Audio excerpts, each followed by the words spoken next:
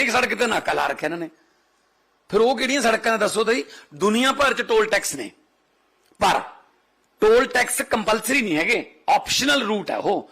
ਵੀ ਜੇ ਤੁਸੀਂ ਛੇਤੀ ਜਾਣਾ ਚਾਹੁੰਦੇ ਹੋ ਤਾਂ ਆਹ ਸੜਕ ਤੇ ਆ ਜਾਓ, ਇਹਦੇ ਤੇ ਟੋਲ ਟੈਕਸ ਹੈ, ਪਰ ਤੁਹਾਡਾ ਇਹ ਅੱਧਾ ਘੰਟਾ ਪੌਣਾ ਘੰਟਾ ਇਹ ਤੁਹਾਡਾ ਬਚਾ ਦੇਣਗੇ।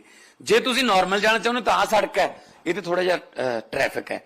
ਸਾਡੇ ਇੱਥੇ ਘੇਰ ਘੇਰ ਲਿਆਉਂਦੇ ਨੇ, ਕਹਿੰਦੇ ਜਿੱਧਰ ਦੀ ਮਰਜ਼ੀ ਜਾ ਤੈਨੂੰ ਟੋਲ ਟੈਕਸ ਦੇ ਵਿੱਚ ਹੀ ਲੰਘਣਾ ਪੈਣਾ। ਏਦਾਂ ਘੇਰ ਘੇਰ ਕੇ ਮਤਲਬ ਲੁੱਟਦੇ ਆ ਯਾਰ, ਹੱਦ ਹੈ। ਸਭ ਤੋਂ ਵੱਧ ਟੋਲ ਪਲਾਜ਼ੇ ਕਿਹਨੇ ਲਾਏ? ਔਰ ਸਭ ਤੋਂ ਵੱਧ ਆਪਦੇ ਪਿੰਡ ਵੱਲ ਨੂੰ ਹੀ ਲਾਏ ਪ੍ਰਤਾਪ ਬਾਜਵੇ ਨੇ, ਜਦੋਂ PWD ਮਿਨਿਸਟਰ ਸੀ।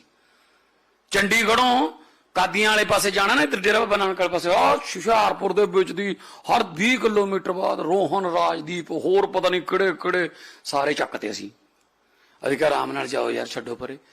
ਉੱਥੇ ਹਰੇਕ ਨਾਕੇ ਤੇ ਰੋਕ ਕੇ ਕਹਿ ਲਿਆਓ ਜੀ ਇੰਨੇ। ਇਹ ਚੰਗਾ ਕੰਮ ਹੈ, ਨਾ ਕੋਈ ਕੱਚਾ ਮਾਲ ਲੱਗਦਾ ਹੈ, ਨਾ ਪੋਲੂਸ਼ਨ ਸਰਟੀਫਿਕੇਟ ਲੈਣਾ ਹੈ। ਇੱਧਰੋਂ ਆਉਂਦਿਆਂ ਤੋਂ ਫੜੀ ਜਾਓ, ਇੱਧਰੋਂ ਆਉਂਦਿਆਂ ਤੋਂ ਫੜੀ ਜਾਓ, ਬਸ ਪੈਸੇ ਫੜੀ ਜਾਓ।